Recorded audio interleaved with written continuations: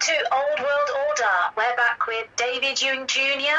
and today we'll be discussing the truth about European history. Hi, Okay. David. Hi, nice to see you again. We're going to get down to the basics. Unfortunately, European history is a lie. There are many problems with it, and a lot of the past is very sad. We see the conflicts between Russians and Ukrainians. There were conflicts in the past between the Germans and the French. There's a lot of sad history between England and Ireland. And we'll take a look at Ireland today also. When we look at the history of Ireland itself and the English, we find a lot of secrets, and a lot of the history is sad. But the purpose of examining the history is so that we can become better people and not to let the mistakes of the past ever happen again. The history is very sad, so let's have a look at this history and see what we can make of it and see if we can help to make a better future so that things like that never happen again. And Okay, this is going to be really interesting and I can't wait to hear what you've got to say about European history. let's find out who the Europeans are and what their history actually is. We will talk about recent European history. From there we can figure out history from before then. We'll focus more on the 19th century and the 20th century. Unfortunately, the history is very sad. Throughout Europe, in the late 19th century and the 20th century, there was many wars. And unfortunately, many people, they left Europe because the conditions were so bad people couldn't even live here. And during the late 19th century, many families were separated, children were kidnapped to work in industrial companies in Germany, in Holland, in France, in Italy, in England, in the industrial mills and other places. So many of the people who were running away were second or even third generation from stolen children. And they were running away. For example, in England, there was many Irish people who were kidnapped and brought here, and they were running away because they didn't want to serve in the English army. They thought to themselves, you know, we've been kidnapped, we're not English, why should we serve for the English army when they were fighting the wars against Germany in World War I and II? And many people from Germany also, they ran away and they said, why should we fight for Germany? Because we're not even German, but we were kidnapped and brought to work as children in many of these mills and other places. And in France, there was a similar situation. People said, why should we fight for France? I'm not French. Yes, but when they arrived in Canada or America, people called them French even though they weren't French. And many other people who were kidnapped from many other places that ended up, let's say, in Holland, they were classified as from Germany, but they probably came from Hungary or even from Romania or Bulgaria or from other places in Europe. It's a very sad history, and people were running, they got onto boats. There were migrants. They went on to countries known as Indian Territory in America. So, unfortunately, it's sad, but when they went over there, yes, many sad things happened. They threw people off the land over there. They stole land. They killed many people and many other things. But let's have a look at the history of why, for example, like the French brought many immigrants from Algeria and Morocco. Yes, they brought them to fight to defend France because many of the French and other people who were living in France thought, I don't want to fight or die for France. I would rather go. And many people came from India, I think, in the British Army. Over 2 million just served in one of the wars from India and Pakistan and Bangladesh. And they served in the wars to protect England from Germany. So, and many of them settled in England after the war. And so because many people left, because they didn't want to fight for France or for Germany or for Holland, they left. They said, I don't care, I'm not going to defend this place. I don't want to fight for this place. Yeah, so, you know, all these Indians came, the Turks came to fight for Germany. So many of them moved to live in Germany after the Second World War. Many Indians, Pakistanis, Bangladeshis. After the war, the English government rewarded them. What do you think? Well, it's horrifying when you do look at the past and read what happened. It's just appalling the way that people have been treated, yet we sometimes look at it with sort of rose-tinted glasses, victories, but we forget about Well, what if the you average want, person you could. suffered. If you want, you don't need rose-tinted glasses. I could lend you some glasses myself. If you want, I'll go and buy a few pairs, and you can borrow them. Well, anyway, the Irish Thank you had a very sad much. history, yes, and so the thing is, they didn't want to fight for England, for example, and many other people who were kidnapped and brought to England from Eastern Europe and the Middle East, they were called Irish, even though they weren't Irish. Yes, local people just called them Irish, and also because of the war, a large percentage of the population died, and also many of the young children who grew up who were stolen from other countries, they turned around and thought, why should I work? In these mills and in these mining places throughout Europe. There was a lot more mining in them days. Today we've moved the mining to the third world, but there was a shortage of manpower in Western Europe because so many people had left because they didn't want to stay in Europe. It was so bad, it's unbelievable. After the late 19th century and the early 20th century wars, so many of the people who fought for England decided, hey, we shall reward them. And also there were movements. Many people don't know this. There was that many people with, let's say, for example, in England, who had Irish ancestry, and there were separatist movements.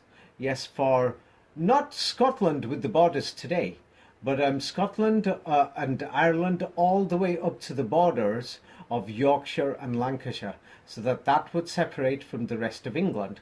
Like, for example, when the war started, it's unbelievable, but when the war started with Germany and England, yes, let's say in 1939, hundreds of explosions took place that year throughout England in power stations and other places. I'm going to quote them in a minute, and people can have a look at them.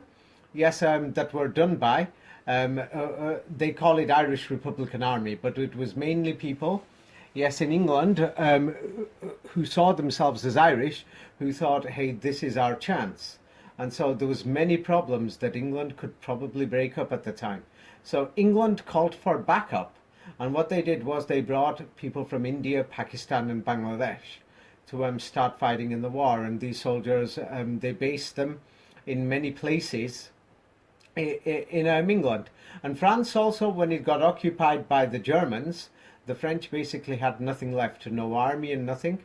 And the main resistance movements were in Algeria, Morocco and Tunisia, where they prepared and trained their armies to come back into France to fight the Germans. Yes, so unfortunately, a lot of this history, many people are not aware of this.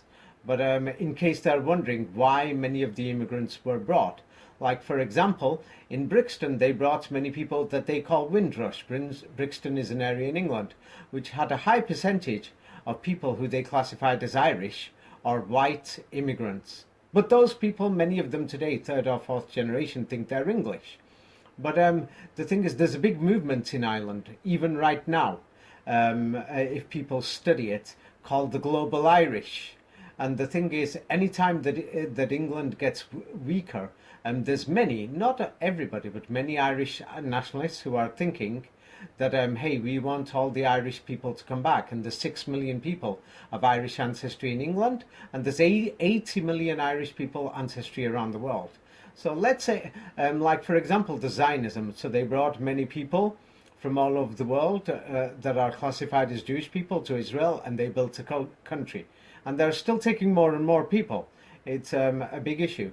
Now, if Ireland is successful with the Global Irish Project, yes, and in America, for example, many wealthy Irish people in surveys have said, we are willing to fund, yes, for the removal of English ancestry or anything to do with the English from the entire Irish Republic, so that they can get it and the movement could spread. I mean, the thing is, historically, they've got their rights. Historically, you could say people in Northern Ireland have got their rights. I'm not political, I'm just showing what's going on. And the thing is, the world is a small place. We all have to get on together. And so the thing is, there were many reasons why the British brought immigrants. Because when I said the local English people, many of them, I've said before, many of them don't want to work or didn't want to in the past. It's because many of them actually are not actually English origin. When many people didn't want to work, and many of them even left. They thought, I'm not joining the army. I don't want to defend England. I'm not joining the army. I'm not going to fight for France. Yes, because in secret I know my ancestry is not French. Or I'm not going to fight for Germany. No chance. I might be white. Yes, but I'm not going to do it. But they basically destroyed Europe, and millions of people, up to about 500 million people today, with an ancestry from Europe. White people live in the Americas, in North and South America, in Africa, South African region, and in Australia, Australasia. So many people are saying the white population is going down, which is not actually true. Yes, there's 500 million white people outside Europe. Yes, but the thing is, this is not about color. The main thing we should learn is that we should not go back to the mistakes of the past. Whatever happened has happened. Let's build a beautiful future.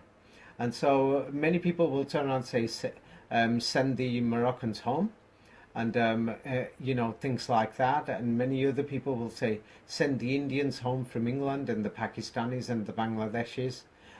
Soon in the future, I'll bring out photographs of what Latin Americans look like. Many people are not aware of it, but many of them look exactly the same like Indians. By the way, 1/4 of the people in, let's say, in India, in the northern and western regions, actually look like what we call, you know, Mayan or Mexican Indians. Many of them were thrown out as the migrants went from Europe to America when they stole land, and they killed many people. You know, just said, you know, sod off, get lost. This is ours now. We're just taking it. We don't see migrants doing things like that. I mean, they shot them, they killed them, things like that. Then the Americans used the final excuse to get rid of, let's say, 2 million or many more, yes, in the 20th century, to say, you know, oh, you're Mexican. But they weren't really Mexican. They were actually, it was their land, it's their homeland. And the thing is, they were thrown out because, you know, somebody else is coming. But let's have a look at the people who came and went there, because then we will know the true history of Europe. This is another very important thing. So you could read this.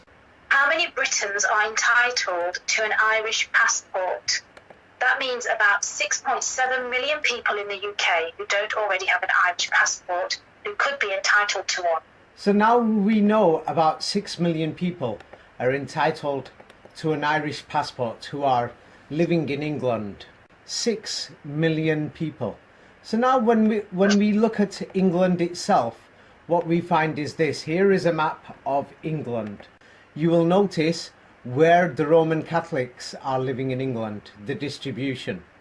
Now in these similar places, we're going to find that the people who live there, Irish people. So mysteriously, how many people were Catholic or raised Catholic in England? 3.8 million persons identify as Catholics in England and Wales. 8.3% of the adult population, and 6.2 million were raised Catholic, 13.7%. Yes, So what we can see from there is that there is about, you know, 6 million Catholics and 6 million Irish people. Yes? So now the thing is, because many of them, they were kidnapped and brought here in the early 20th century or the 19th century, yes? Many people don't know how many English people are actually not English but Irish. So because they were brought as orphan children, they were kidnapped. Yes, they give them fake names like Smith and Jones and many other names. Yes, you know, like many people who were working in the mills were given the name Miller.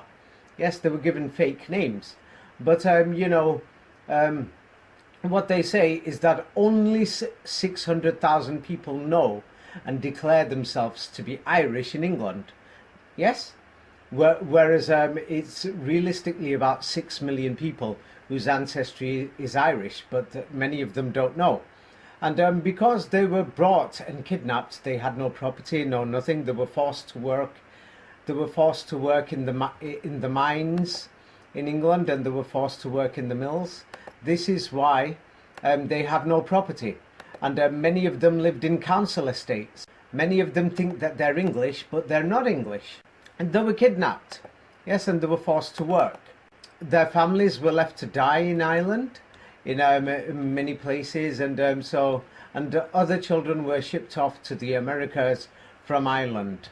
Yes, and what we can see is there was millions of children workers and millions of orphans who were in England and in other places, and they just sent them anywhere. Some of them they sent to Australia, even in the early 20th century. But the thing is, yes, these people today think that they're English, but they're not English. Yes, and in Ireland they remember the history because it happened to them in their country. But in England, many people think that they're English, but they're not English, and they've got names like Smith, Jones, Miller, and many other names, Taylor, and other things, or Minor. And they don't own land, they don't own homes. That's why they were in council areas. And it was not just the Irish, but they kidnapped many other children from Europe and Eastern Europe, and they brought them to England to work. And they had them working, yes, in the late 19th century and in the early 20th century. We can see this here, that they just brought them and they made them work. And many of them died. Yes, so there was no one there to look after them. Then when many of them grew up and World War I happened, yes, because many of them grew up, they didn't want to work, so many of them, they just sent them to the war and that's a way to say goodbye. Yeah, so this all links back to the orphans. So you're saying they're orphans and they've got no ancestry, they were brought from other places and they're not really from England. Okay. Yeah, they kidnapped them from Ireland. Yes. The Irish know this history, but now let's have a look at Ireland itself. Yes. So we know this. For example, in the north, Liverpool, they were bringing them into the ports. But now, the third and fourth generation who were brought up in England after Liverpool, they went to other places. Leeds, Yorkshire, Bradford, Keighley, Manchester. But now these people think that they're English. Yes, but they're not. But the government knows these things. Yes, so the government knows that they're not actually English. And so, unfortunately, yes, this is how they treated these people. 50, 60, 70 years ago, you can actually read this. How did they treat these people? Was there anti-Irish racism in Britain in the post-war period? The notorious sign, no Irish, no blacks, no dogs, supposedly widespread in rented accommodation, has become a symbol of anti-Irish prejudice in Britain. Yes, 50, 60, 70 years ago, people would not even rent them property. So that's why they started shipping them abroad to places like Argentina, Canada, United States, Brazil, South Africa, New Zealand, Australia. So now if you went to Australia or to America, many people will think that their ancestry is English, but they actually came from England, but they were Irish. Yes? So they weren't wanted. So a large percentage of the people in council estates were actually Irish. But with the Irish, they mixed people, kidnapped children who were brought from Eastern Europe and Ottoman territory. Yes, Ottoman means the Muslim territories in Europe, who were white Europeans. And they kidnapped these children and they just, they mixed together. They had children together. They grew second generation, third generation. Yes? And so that's how much they hated them. But today, you will see many of them in these council estates, you will see them in council estates, and they protest with with right-wing English groups, and they actually think that they're English, many of them. But actually, many of them are not even English. And the government knows this. The government knows this. They know from the names, they know from the history that many of the churches, that gave them just a fake name, Smith, Jones. There's many of these common names. So here we see people there who are protesting from inner city areas where their grandparents brought cheap housing that was built before the Second World War and the First World War, because they weren't from England anyway. And they're not English, but they think they are. Because there was that many Irish people in England. Yes, that many Irish people that the government was worried that what if there was a separatist movement in the north? There was more of them in the north near Liverpool, Manchester, Bradford and Leeds. That in some places they became more than half the population by the Second World War. And they didn't see them as themselves as English. They weren't just Irish. There were people from Europe who were kidnapped and brought here as children, and they hated the English. So then the government at that time, there was many people who were in the British Army from India, Pakistan and Bangladesh. So what they did was Bradford was one of the major centres where the Irish were. Bradford, yes. That Bradford, yes. Some people say with the Irish and then the rest of the people that they kidnapped and brought there, Bradford, Leeds, Liverpool, Manchester, yes. So it had that many Irish people. People could read this in their time, yes. Or if you want, you could read it. In 1851, records showed that Bradford had the highest proportion of Irish-born people in Yorkshire at the time. In Donald M. McRae's book, Irish Migration in Modern Britain, he comments on research showing that a large number of Bradford's Irish originally came from County Mayo, County Sligo, County Dublin and County Laos. Well, basically they came from Ireland and from other places.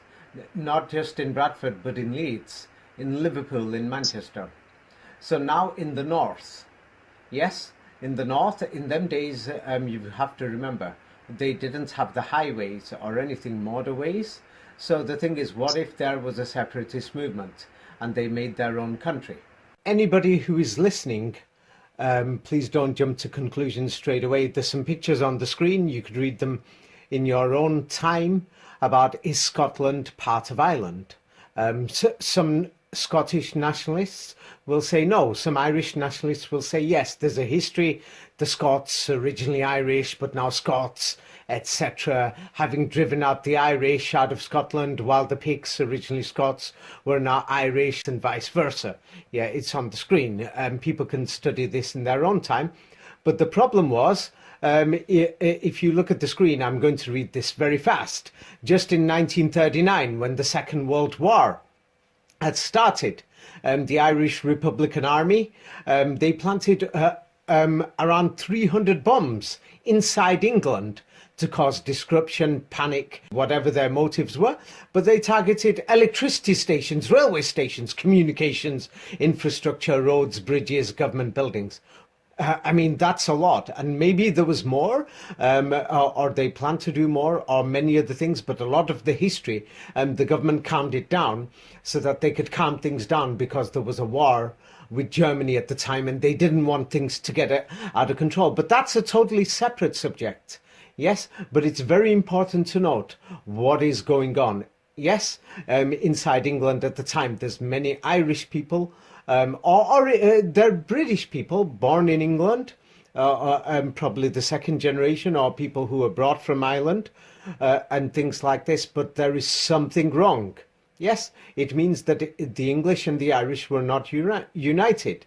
Yes, okay, that's a separate history, but I'm quoting this. You can have a look at the screen. It's there in case people think we don't know these things.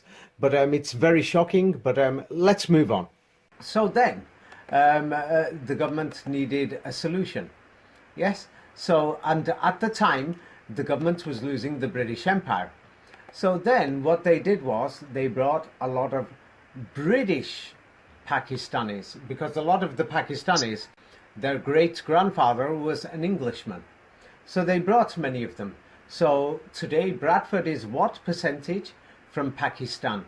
25% of the city's in fact, Pakistanis account for over 25% of the city's Yes. population. So the thing is, what the government did is this, is that the Irish and not just the Irish, but all these other people who were foreigners, yeah, who were white, they brought them from Poland, from Bulgaria, Romania, from Turkey, Ottoman Turkish territories, Albania, from Croatia, Serbia, Bosnia, yes, from Ukraine, from many other places, that these people were the majority. They were not English, but today they think they're English. They were not English, but today they think they're English. They believe in St. George's Day, and many of them are saying, the other foreigners like Pakistanis, West Indians, get out. So you'll see them protesting and whatever, but the government knows, they're not English anyway. Yes, so the thing is, the government had to do it to stop it from happening, or otherwise it was a real danger that England would have been two different countries, in the north and the south. This was a real danger. Yes, so they had to do something. So at that time there were major riots. The Irish didn't want to be part of England. Yes, they didn't want to be. Not just the Irish, you have to account for all these other people who came and that they kidnapped and stolen and they brought here. You could read this. More serious Irish riots that occurred in 19th century Britain. A major source of conflict was the revival by evangelical Anglicans. So what it is that the Irish who came were Catholic. But how did they become Catholic? That's another long story of how the English, when they went to Ireland, they had deals with the Catholic Church to manage them, and the church was kidnapping the children and selling them. Yes, the Church of God. Yes, the Catholic Church was stealing and selling children. Yes, you see, so that's what they were doing. So Ireland was not Catholic anyway. There is no evidence of this thing. Yes, but what it looks like is that the Catholic churches, yes, what they did was they were looking after all these children. Yes, they kidnapped them from Ireland. Yes, and then after they kidnapped them, they brought them to England. The church was doing all these things. And then the church sold them to the factories in England, which is very shocking. Yes, but this story, people will find it, yeah, in my book, Orphan Trains. Yeah, so the church was selling all these kids, and the churches were bringing them from Ireland. So, but today, Irish people think that, oh no, the Catholic Church was there before the English. It wasn't. It's like wherever you go in Manchester. Yes, there's a village in Manchester called Ashton, not the Ashton in the south. There's an Ashton in the north. In the 1860s, yeah, even in the Midlands, what happened after the 1860s? In the 1860s, a number of anti-Irish riots occurred in the Midlands and the north of England, provoked by William Murphy. Yeah, there was many riots. There was many riots on both sides in those days. It's not like today. A riot was like murder. In the 1880s and things like that, all you could do is, this is the only history you'll find. Yes, you could read this. First, we know much more about those serious anti-Irish riots that achieved national riots. notoriety. Yeah, people can open these links. These are research papers in universities, research papers. They can open them and read through them themselves. In the 1870s till 1921. That's 50 years of what was happening in those 50 years. You could read the second line by John Parry in his research. The Tredegar anti-Irish riots of 1882 yes. in Balfour. So now, the thing is, when we have a look, so now these Irish are in England. And not just the Irish, but all these other foreigners. Yes? And they're there in the 1870s, 1880s, 1910, 1920s. and this is the reality. Yes. What do we know? The Irish for "Do you understand?" The Irish for "Do you understand?" as the majority of Irish couldn't speak English at that time. Well, I'd like to ask you, do you understand? Can you imagine they're walking around? They've been kidnapped, brought here as slaves, and they don't speak English. You see? So obviously they're speaking a language that They're their speaking original language. they're not speaking a language, not obviously, because the British occupied Ireland, destroyed the education system. There was famines, there was other things, and the British even took foreigners to Ireland. So the Irish didn't even come from Ireland, half of them. That's another thing people haven't checked. So now, you could read this. It's everywhere. This is from Gordon schools. Yeah, people have done research. Yes, even in Scotland. What do we know about the Irish 100 years ago? The Irish couldn't speak English. There you go. It's simple. They didn't speak English. Yeah, even 100 years ago. Yes. And what's even worse is that the English were ruling Ireland, but they're telling us that, oh, it was originally Catholic, blah, blah, blah. But what do we know? You could read this. Irish didn't speak English and were poorly educated because England didn't allow education for Irish Catholics for a long period of time. It wasn't just didn't allow. In them days, don't forget, the world was poor. Yes? More poor. So there wasn't schools. And nobody had education. It was like the church. Yes, who, if they kidnapped children, then they gave you education. Yes, but the Irish children and the foreigners, they were sent to work. Yes, you know, in these places. So they kidnapped them and just sent them to disgusting places, saying, get to work. You understand? They were slaves. You know what I mean. Yes, they were calling them names like dogs. And very... not just that, even worse names. I don't want to say the words, but I'm sure you can imagine what names they were calling them. Very, very horrible names. Many girls got raped. Yes, and things like this. The children were abused. The women were abused and things like this. And they were just throwing alcohol at them, saying, just give them beer. Keep them drunk. You know what I mean. Let them keep working and things like this. And so it's not just the Irish, but other people that they brought. Yes? So today these people think they're English. Yes? And the thing is, now when we have a look, many of them ran away. And when they grew up, when they were about 20, 25, they ran away. Yes, to go live in America on Indian territory, or to go live in Canada on Indian territory. Yes? Oh, today many of these Irish who live in England are turning around and saying to the Indians and Pakistanis, send them home. But, because they're saying they came on boats. But these Irish who think they're English, yes, yes, many of them, you know, went on boats to Indian lands. I mean, it's not the United States of America, it's the United States of India. But when they arrived, let's say in Canada or the US, what do we know about these people who came? You could read this. Irish immigrants to Canada. The Irish didn't speak English or French. Instead, some of them spoke Irish. Some of the poor and homeless people didn't speak anything, and all they knew. All they knew was just a few words. So now, they're coming from Ireland, or they're coming from England, yes, who are Irish or other things. They didn't speak English. They didn't speak French. Some of them spoke a few Irish words, and many of them didn't even have any language at all. They couldn't even speak. They only knew a few hundred words. Yes, that's how uneducated the world was 100 years ago, unfortunately. Yes, and when we say Irish words, the people who remember this, who were in Canada before then, yes, they don't know if it's really Irish words. It's just that these people spoke a few hundred words. That's it. Whereas a normal person has a vocabulary of several thousand words. Now, you could read it all. In fact, the Irish didn't speak English or French. Some spoke Irish. Some of the poor and homeless didn't speak anything at all. Continue. Some of the poor and English people didn't speak anything, and all they knew was how to plant and work all day.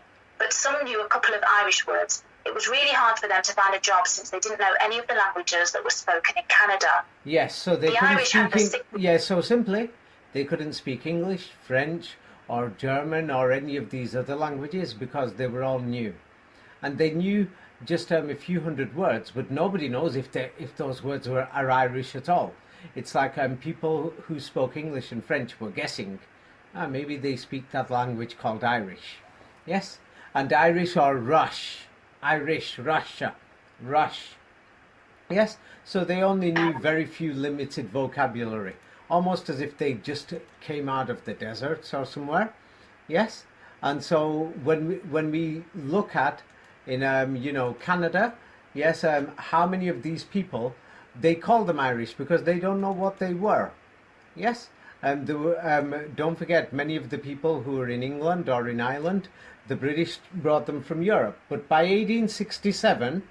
By 1867, they were the second largest ethnic group after the French and comprised 24% of Canada's population. Basically, one quarter of the people in Canada are alleged to be Irish. Yeah, but nobody knows where they really came from. So now when we have a look at a map of Ireland and England, what we can see is that the colours that are in black or dark brown is where there's many people who are living there. Yes? So what we can see on the map, if anybody knows where London is, yes? On London and England, there's a lot of people living in those areas. Now, how many people does it look like live in Ireland compared to England?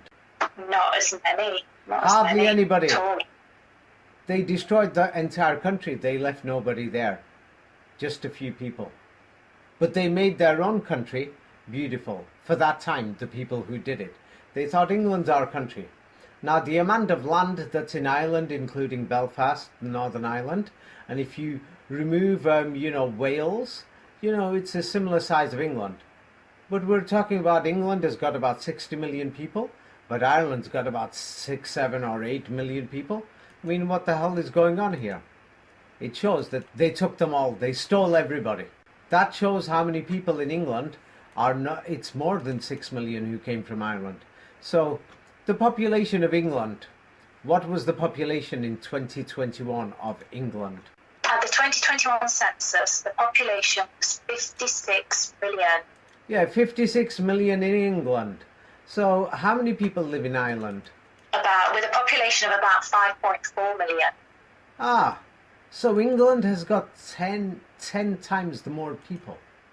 Why is Ireland's land empty? This is a serious question. It's because the Irish, yes, want their people back, many of them. Many of them want their brothers, their sons, their daughters. Their grandparents who were raped and murdered, yes, are in the fields, buried there in Ireland. And their souls should be calling out for their great-grandchildren, come back home or come to see us. You see? And so many of these people who think they're English, they're not English at all. And they're complaining about many things, They're complaining about black people, about Jewish people, or they complain about another group of people also that they call Muslims. This is very important when it comes to Irish history. Yes? It's because they're complaining. So what we can see is that all these people are now saying that they are English. I mean, that's mysterious. Yeah. That's mysterious. It doesn't make sense. Yes. But then they don't know that. They're not taught that. There's in official So why history don't you at go school, and tell them? I mean, you've got the channel Old World Order. Aren't you supposed to be waking people up and telling them these things? I mean, where have you been? Well, that's why I've got you here. So hopefully that this Excuse channel me, will... that is not fair. I mean, why is it only my job to do the righteous thing? I mean, when are you going to stand up and make a stand? Well, hopefully there are quite a few channels now who are... Why are you depending on other channels? What are you doing about it? Well, hopefully through my channel we can... Through your channel? You mean you're doing nothing? Forget it. I don't want to fight about it. Anyway, let's move on to the next page. Yes. So now we can see there is something in Europe. They call it Islamophobia, but basically it's racism. You know, they see all these women and they turn around and say, "What's that thing on? Why is she wearing a towel around her head?" Yeah, throw it off, and they attack them. Yeah, and they turn around and say they're not welcome here. You know, and they're saying, "Why are these people wearing these scarves and towels?" They insult and they say towels. They attack them and they pull it off their heads and things like that. Yeah, so that's what they do. So now we will go deep into European history. And if anybody wants to challenge it, prove it. Yes? So now what we have here is the way they really destroyed Ireland so badly. Here is Ireland, but here is how poor they made it. You know, that the people were unhealthy and, you know, very poor.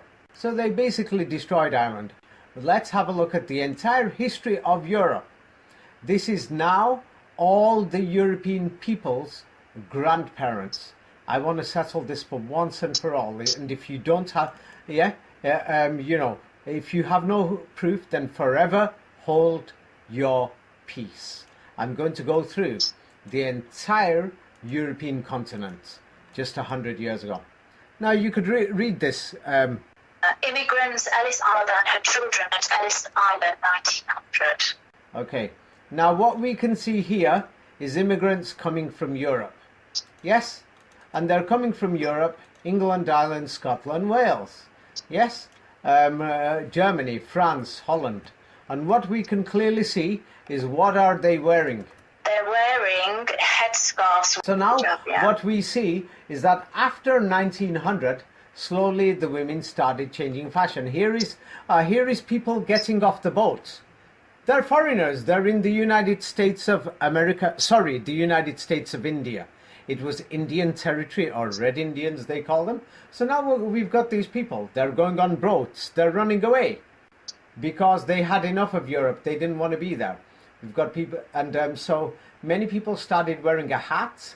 Yes, you know, they were the middle class or the upper class, and who were educated not to wear the hijab, or they're getting off the boats. They've just arrived. Yes, so we're going to go through, yes, the entire history of the United States, because people are complaining. You know, people are complaining, saying, "What's going on?" Yes, we've got people. Yes. We've got people who are running away from poor countries and things like that, and they're coming to England, and you know, people are talking about it, saying, "Hey, send them home."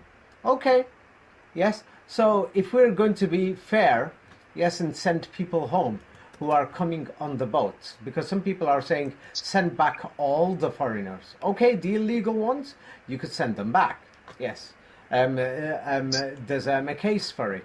So now we see in this picture that there's migrants coming on boats to England, to Ireland, to France, to Italy, to Spain. They're getting off the boats. So now what we can see is, yes, they're going there illegally. So in the same way, we've got hundreds of pictures. We've got hundreds, yes, of illegal immigrants coming from England, Ireland, Scotland, Wales, and they're getting off the boats. Yes, this is just in New York, Ellis Island. Yes, so so they're getting off the boats. They're illegal migrants. Yes, and what are they all wearing? These English women, and Irish women, and German women. What are they wearing? They're wearing the hijab. The Muslim. Yes. So, and they're not wearing any crosses or any Christian symbols. Nothing. People can examine hundreds of photographs. There is no evidence that Christianity was there, that evangelism spread only after the late 19th century. Here we see a few people, illegal immigrants, migrants who are coming by boat. I mean, it was Red Indian land. It was Indian territory. They've just arrived. Yes. And, you know, they're going there. Yes, they've gone there to take land, to take homes, people's homes. And so what are they all wearing? The hijab. Yeah, so that's what we see. And today, when we look at New York today and things like this, we'll see that, you know, people are very happy there. And the thing is, but their grandfathers, yeah, were illegal migrants. They came on boats. They were illegal immigrants. They went to somebody else's land. It was Indian land. And they gave it a new name, New York. And here is their great grandchildren. So many people are saying sent home. Foreigners from England, okay, the illegal ones. But then many people are saying sent all the foreigners out of Europe. So saying that. So we've got to soon realize and think what is going on here. There's people who are there. Oh, they're so happy there. They went there as illegal migrants. Here is their grandparents, just 100 years ago.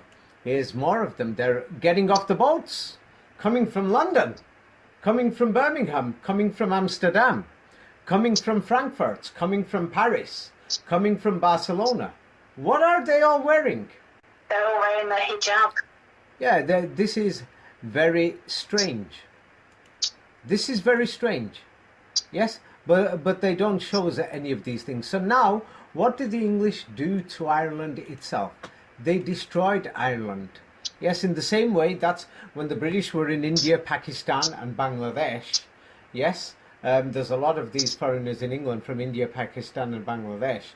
There was famine in India. Yes, and so they caused a famine because there's more people in England that were just stealing the food. Because they wanted to make England modern and beautiful, so they needed the food, they needed the cash. Yes, and you could read this. Throughout the entire period of the famine, Ireland was exporting enormous quantities of food to England. In Ireland, before and after the famine. Yeah, so many people, starved and died. Other people got raped. So I don't have anything. I'm quite stuck for words, actually. What do you mean you're stuck? Really? Their grandparents died of starvation. Do you know what it's like to starve and die? I think you should try starving yourself until you die. And then after you die, if I can find you, I'll come and ask you, how did it feel? Yeah? So now we've got these people... Excuse me? The media are pushing this. So if you're Why are you blaming the media? Did you know any of this history before I'm telling you? Did you know any of this? No, not That's not the media. That's you. You didn't study it yourself. There you go. No, but the thing is, oh, wait. The media doesn't tell you to take drugs. The media doesn't tell you to go out there and get pissed. Yes, it's the people who do it. No, but the average person gets their news and information from the media, and if the media are pushing a narrative... No, that's because you chose that news channel. The average person chooses that. Nobody's telling you to watch these bad media channels. But anyway, now when we check through Irish history, the sad thing is, yes, even in Ireland today, we hear news like this. So now their own grandmothers used to wear hijab, but what are these many Irish people doing today? Irish National Police have launched a probe into a racist and Islamophobic attack by a group of teenagers who targeted a Muslim teenage girl. Yeah, they ripped off her headscarf. Yeah, and then God knows what they did. So the thing is, we see these things happening, all the time throughout Europe. Yes, but when we look at people's grandmothers and their grandmothers' parents, you could read this. A Muslim doctor? A Muslim doctor living in Dublin has spoken of the insults and harassment she suffers for wearing a hijab. Ah, well, if people in England and Ireland want to do that, they don't need to, throw insults at, at a Muslim who's wearing a hijab. All they have to do is just go visit a graveyard where their grandparents or ancestors are and say, hey, grandma, why did you wear a hijab? Or grandma, why did your parents wear a hijab? What do you suggest? If many of these people hate the headscarf so much, and they want to, say evil things to people wearing headscarves? The thing is that a lot of this information is hidden, so the it's average not hidden. person... How can I find it? I'm a joker, and I found it. In fact, you could read this. This video shows the moment a Muslim girl walking with her cousin in Ireland was assaulted, egged, and reportedly had her headscarf pulled off. It's not just in Ireland they pull their headscarves off and throw eggs. They do it in England, France, Germany, things like this, to do with the hijab. That's because it's been whipped up. It's a hysteria, isn't it, by the media? Please, I'm not just because the media says it, I'm not going to go out there. Look at this, you're trying to divert the blame, saying it's not our fault, we haven't done anything. We don't know anything, we're just dummies. We got time to watch the media, we got time to read racist blogs and posts on Facebook, but no, we won't read the real stuff. The real stuff. In fact, you could read this. I'm sorry, I'm not going to tolerate, an excuse. More than half of Muslims in Ireland experience some form of hostility from being spat at in public spaces to women having their hijab pulled off. I think that's so horrible. But this happens in England, in France, in Germany. Here they are. There's their grandmothers. Yes. So this is what they're doing. Oh, please don't blame it on the media. Nobody's telling you. Nobody's teaching you to go and spit at somebody. I watch the media. I don't turn around and think I'm going to spit at you. Or maybe I should think about it next time. Since you told me it's in the media, so now I should do it myself. Is this what you're trying to say? It's the media's fault? No, but I'm just trying to say that... You're just trying to defend? I'm not defending. I'm sorry, but I'm not. I'm not going to let you continue with this. I can't believe this. It's the people at the top who are... So you're going to... So you know what? Yeah, well, here we have... Yes, I'm going to go through many European families. So here are people coming from England and Ireland going to go live in the United States. They've just got off the boat. What you will see is that the women are wearing hijab. So what you will notice is that these people who are coming from all over Europe had headscarves. Hijab. Here is a family. You could read this. German immigrant family after arriving in America, 1800s. Yeah, exact date is not known. So now this is the reality of what Germany was. Now the thing is, nobody wants to admit it. Yes, but before 1900, everywhere in Europe, everybody basically had a hijab. Everywhere. Now if somebody can prove it to me that I'm wrong, prove it. Prove it. Prove it. There is no proof. By the way, the people were forced to take off their hijab slowly. Many of them took it off voluntarily, but they were forced to take it off. Now what they show us, what they will show us when we look at the BBC, CNN, NBC, CBS, France 24, DW News, they're going to show us Irish Americans, and this is what they will show you. Have a look at this picture. They're going to show you pictures like this after they slowly stopped wearing headscarves. Yes? But the reality is they were all wearing hijab, and then slowly in schools, yes, they were forced to take it off in classrooms and other places and in the workplace. Yeah, wherever they came from, Eastern Europe or wherever in the United States or wherever in Europe. We're going to go through every country. Now these are Ukrainians, Ukrainian people. What are they wearing? The hijab. Ah, yes. So they're Europeans. So now you could read this. These are people who live in the US and Canada now. Where did they come from? Ukrainian immigrants, Okay. 1891 to 1930. Yeah. So we could see just 100 years ago, 1890s. Yes? And what are they all wearing in the picture? The hijab. And another thing is, what you will notice is that these people are coming from Ukraine and Russia. And then you will notice something. I'm going to make it bigger. It's because Europe was not fully white. But now look at this photograph here. What color do the people's skin color look like? This is very important. They're tanned. They look tanned. Yeah, they look like Indians, Pakistanis and whites. Everyone was mixed in Europe. But then when people went further north, yes, the skin color goes lighter. When you go south, it goes darker. It's called a suntan, or you remove it. So the longer you stay. Now, some scientists say, no, that's not true. It's genetics. Either way, people are fighting about it. Yes? But anyway, here we see migrants coming from Europe. Now it's so strange when we look at these Europeans. Yes, look at their faces. Their faces, their ancestors look a lot more different. You see? And they're wearing hijab, and then when we look at the faces of what the European people look like, these people have just got off the boat. Ellis Island was like a checkpoint. Yes, they've just got off the boat, and you will see all types of faces. But the skin color and the hair got lighter. It was more darker, yes, before they went. It's actually shocking, this history. Yes, women and children when they first entered the building.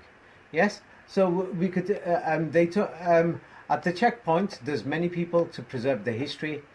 People can check these things from all over Europe. Everyone went to US, Canada, South Africa. Here is people who've just got off the boat from England, Scotland, Ireland, Wales. The great English people. Oh, they're migrants, illegal immigrants. It's not their country. They went there by boats. But what are they all wearing? The hijab. And, you know, they're always saying about the migrants, you know, saying, you know, in England, no, I'm talking about the right-wingers, yes? They're always saying, yes, they've got websites, yes, and so many of these people in the poor areas in England, yes, they're shouting racist things, and they're saying about the migrants and the immigrants. You could read this, it's highlighted in black. Send them home. Yeah, saying that they're foreigners, they're migrants, they came on boats. Yes? But we can see them from England, from Scotland, from Ireland, from Holland. Yes, from Germany, Norway, Sweden, Finland. They're going on boats to Australia, to Brazil, to Argentina, to India, to Pakistan. Yes? To New Zealand. Yes, they're going by boats. You could see it, thousands of them. So if we're going to send one party home, we'll have to send the other side home. And now when we make these pictures bigger, these thousands of migrants going from, you know, London by boat, or going from Liverpool or Manchester, what are they all wearing? The hijab. Yes. So this is the real history of England and Europe. But nobody's talking about it. They're showing us fake history and fake fashion that we can see on, you know, that the real Americans and the real Europeans, yes, before the 20th century, what are they all wearing? The hijab. Yeah, yes, that's what it is. The hijab actually came from Europe, but that's another long story. Here we see people who've just got off the boat. Illegal immigrants just arrived. What are the women wearing? Hijabs.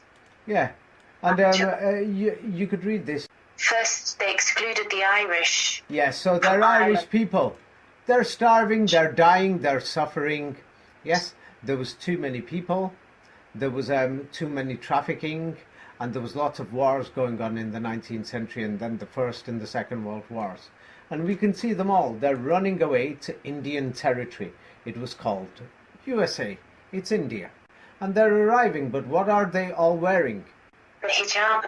Yes, they're coming from Europe, all over Europe.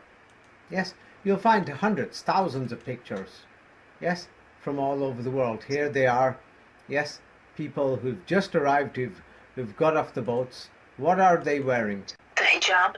Yeah, and then we could see people having dinner in America.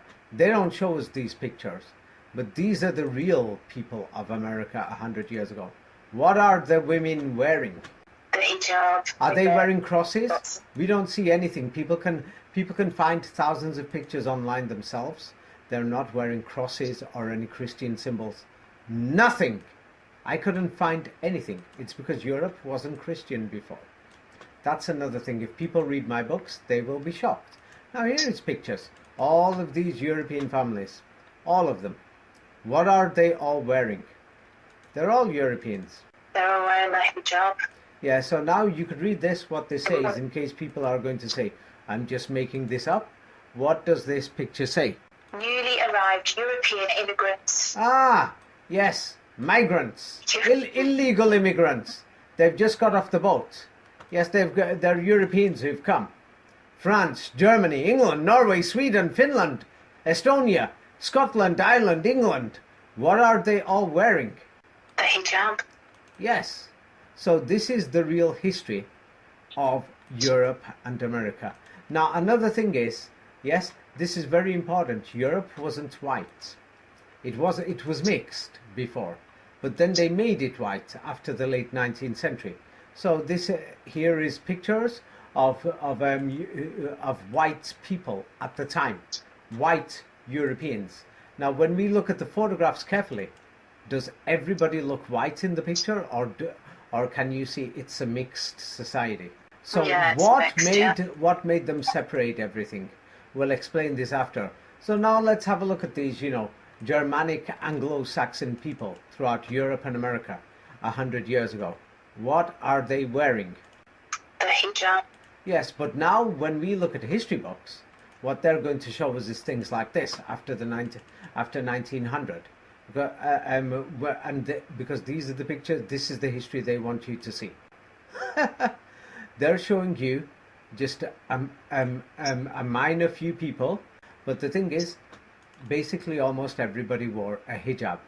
And then when we look at the Irish faces, yes, or English faces, they were not all fully white. When we look at the children there, we could see the mother looks like she's from India or Pakistan or from Turkey, and the children look half and half.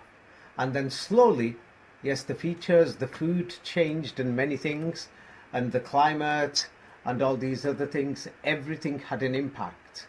Yes, so the way that these eugenics committees and everything, they defined race and everything, they're lying a lot more about skin color and how it changes. Yes, so when we look at all these things, it's very shocking. Now, another thing is, some people lie they're Irish or German or something. Yes, you could read the title. How common was it for German immigrants to hide Their it is ancestry. for ethnic German, Yes. their ancestry? Yes. It is for ethnic German. Yes, it's not just the Germans, but if they were German or if they were Dutch or if they were Irish, many people were lying about their ancestry. Yes, when they arrived over there, when there was a war with Germany, I'm not German. Oh, if you're from Ireland, oh, I'm not Irish, I'm German. You see, because the Irish were looked down on.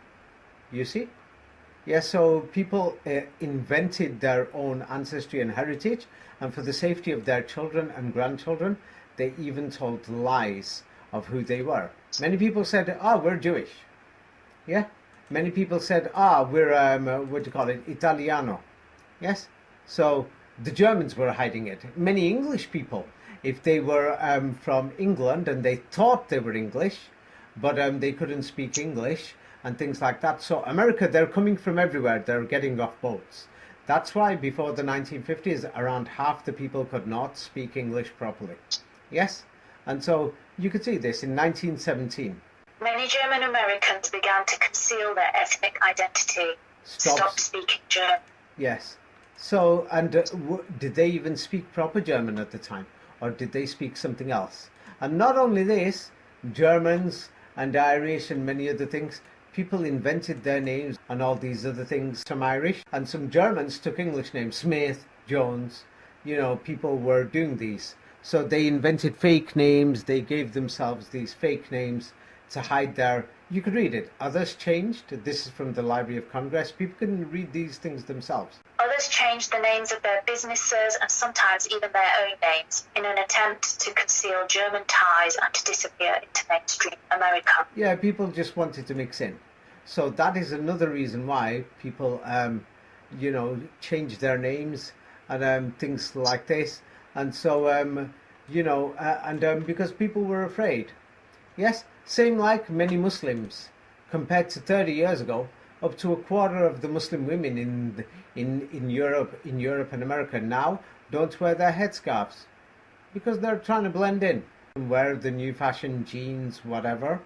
Yes, so that's what's happened. Like here is a study, a research study from university, and the study focuses especially on Irish American efforts to do what?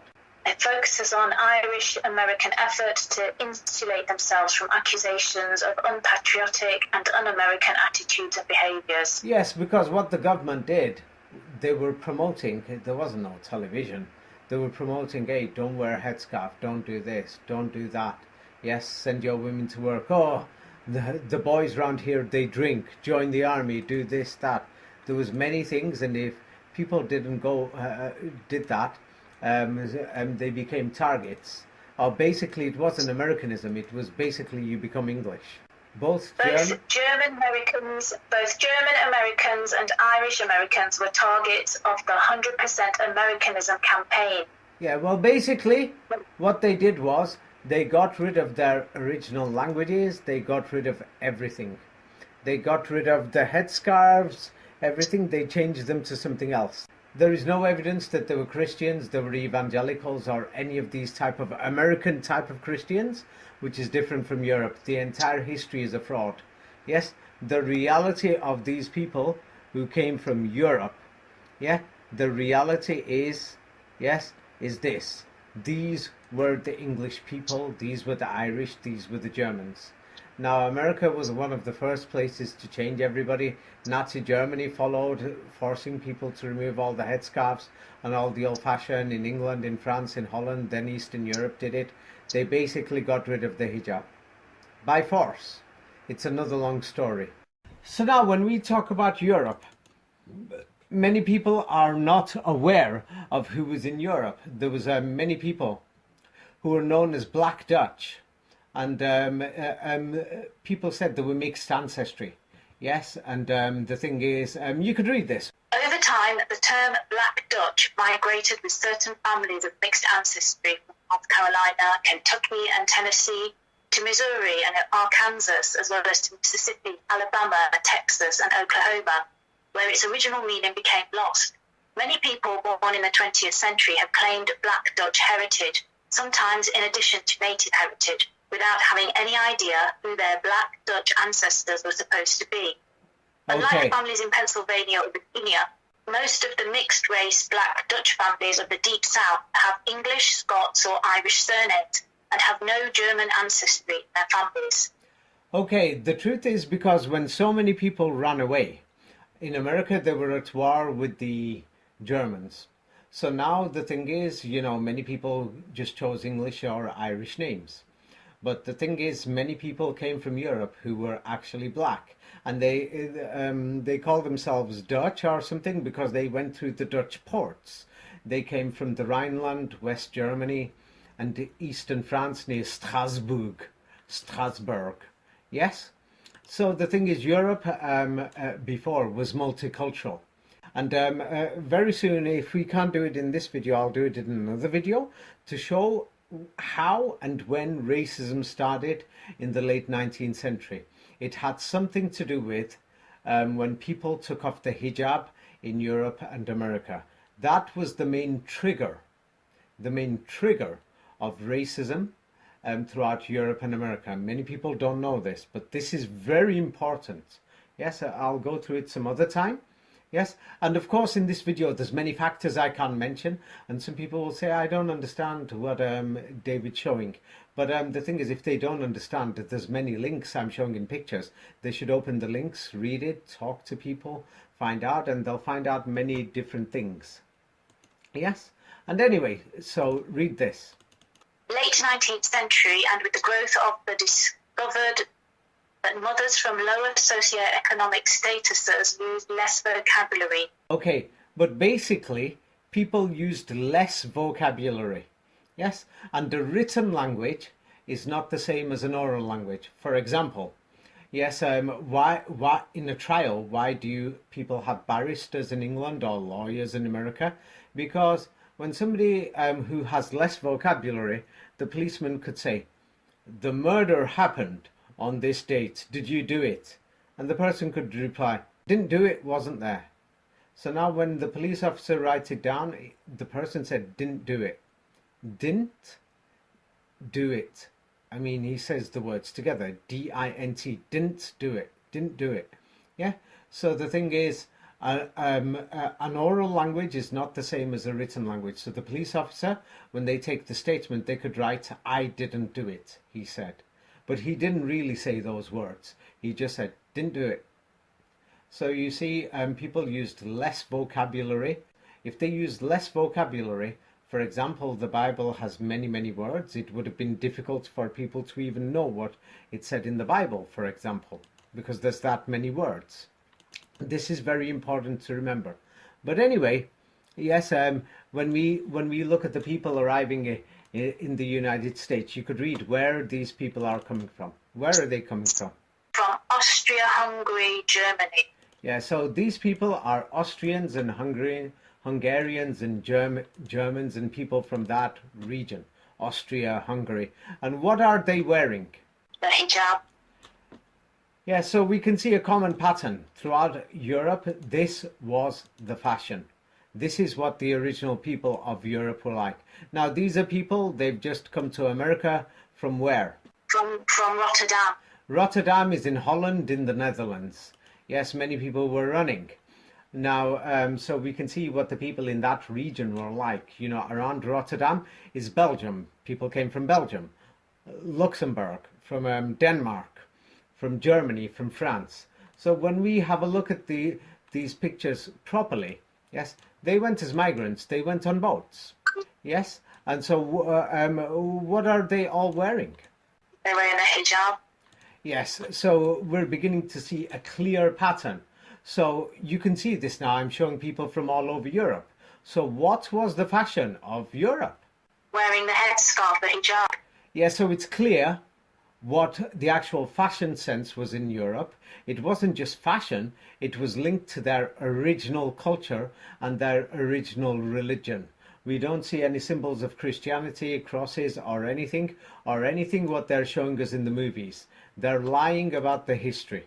So these people are running from Europe and they're second or third generation after they were orphans already. But today, yes, and so in Holland, we could see all these people from Holland. They came with the hijab. But what do we know about Holland? Hijab are considered foreign. Ah, so now when the Dutch went to America, yes, or when the Dutch were actually Dutch themselves, yes, they wore hijab, yes. And the thing is, they went as migrants to another place. They couldn't speak Indian languages at all, yes, and things like that. So it just shows the hypocrisy of history. When we see this, it's not just in Holland, but people are going from all over Western Europe. And we could see that people's grandmothers, all of them were wearing a hijab. But now what do we see here? Like here is in England. It says that a woman, she revealed that fear of? She revealed that fear of being targeted for wearing a hijab. Yes. Scared of being attacked. Yes. So it's like, I wonder if the people of Europe and America, would they attack their own grandparents? Would they? So it's actually, I'm saying this so that people could realize how stupid it is, what's actually going on. Yes? And it's senseless and it's wrong. Yes, because it was their tradition and their culture for centuries. It was removed by force, by political forces when people arrived in America. When the new governments took over Europe, the people were kidnapped, they were forced into the cities, they were forced into the education systems and everything. So we can see these same people, they went to Australia and other places. But let's have a look what's going on in Australia and other places. What's going on? Yes, and in England. You could read the first line. There have been at least 30 attacks against Muslims, mainly women wearing the hijab. Yeah, so basically they're attacking people with hijab. But then when we have a look at the true original history, this was people's grandparents. Everybody's in Europe. Everybody's. Yes, and we can see them here. They are. They're getting off the boats. They would be classified as illegal immigrants. Yes. So the thing is, if people people were going from England, from Ireland, from Holland, from Germany, everywhere, they all had hijab.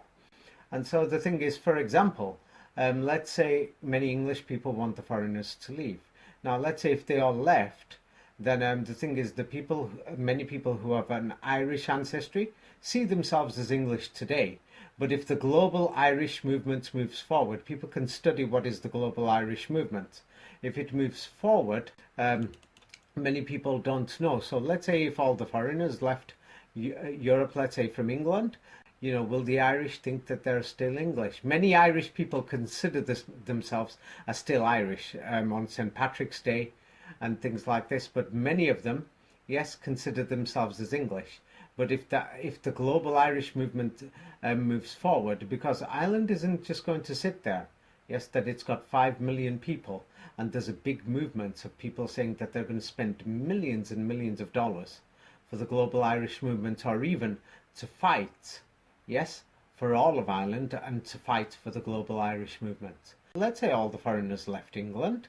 Yes, where does that leave Wales and the Welsh nationalists and the borders that they're claiming? They don't claim the current borders. We'll go through that later, and many other things. So there's many other things that people have to consider, that the British government or the English government considered before bringing the foreigners. Yes, they considered what is loyalty to the land.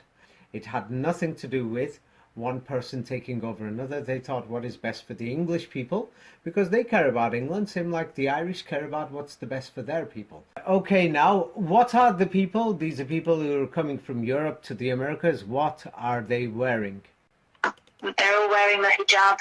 Yeah, so that's we can see. And here is people coming from East Germany, from Poland, from places like that, Ukraine and Russia. What are they all wearing? They're all wearing the hijab. Yeah, it looks same like Islamic dress, what the Muslims wear today. And these are the ancestors of Europe. It doesn't matter where you go. And you could see there's a lot of poverty there because Europe was destroyed, unfortunately.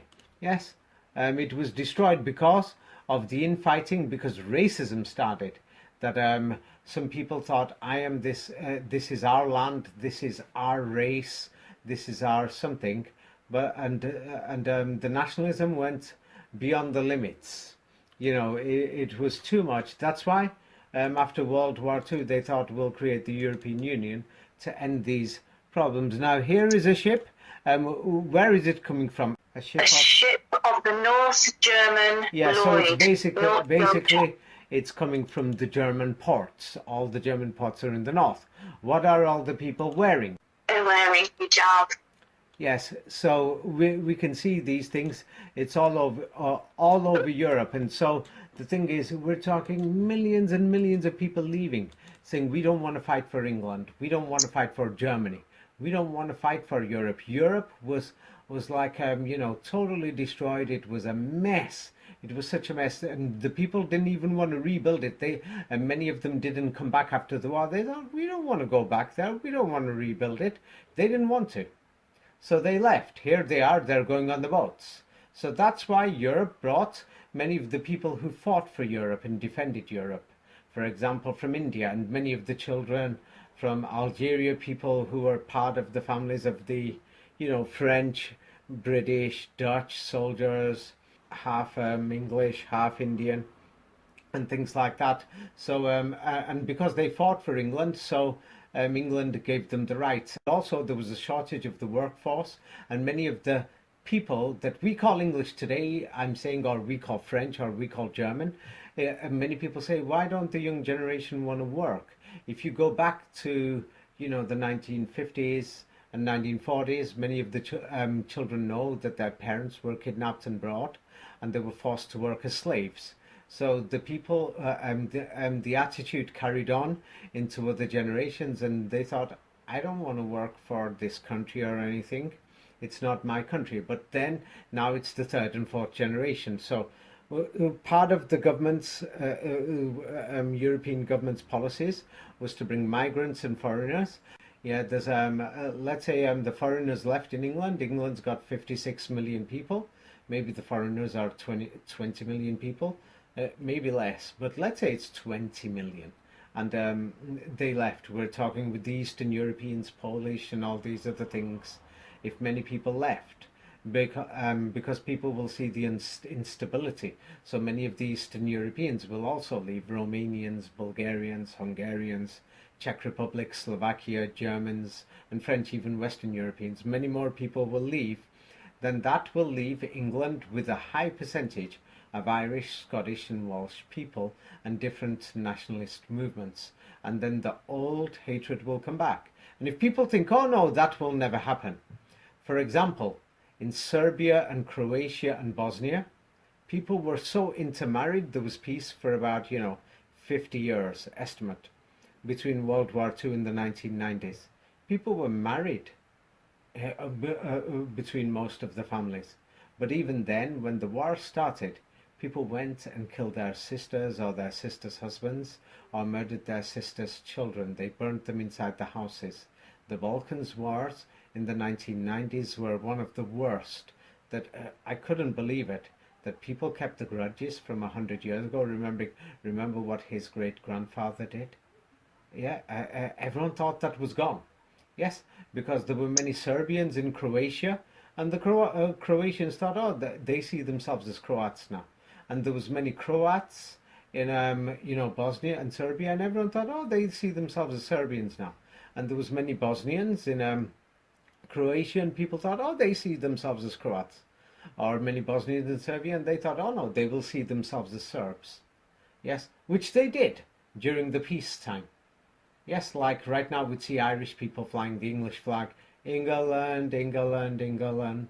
Yes, and things like that, because they believe that. But the moment something goes wrong, it will become a fire. This is why it's so important to learn from the past and never let it happen again. So I'm going to say, so the Balkan War was fueled by sort of nationalist ideologies then? Is that what caused it? And you're saying that same thing could happen racism. here? Just racism. Racism.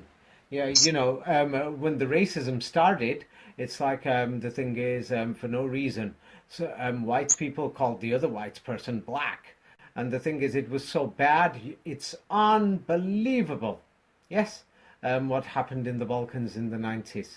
I never thought I'd live to see a war like that. Another war like that was in Chechnya.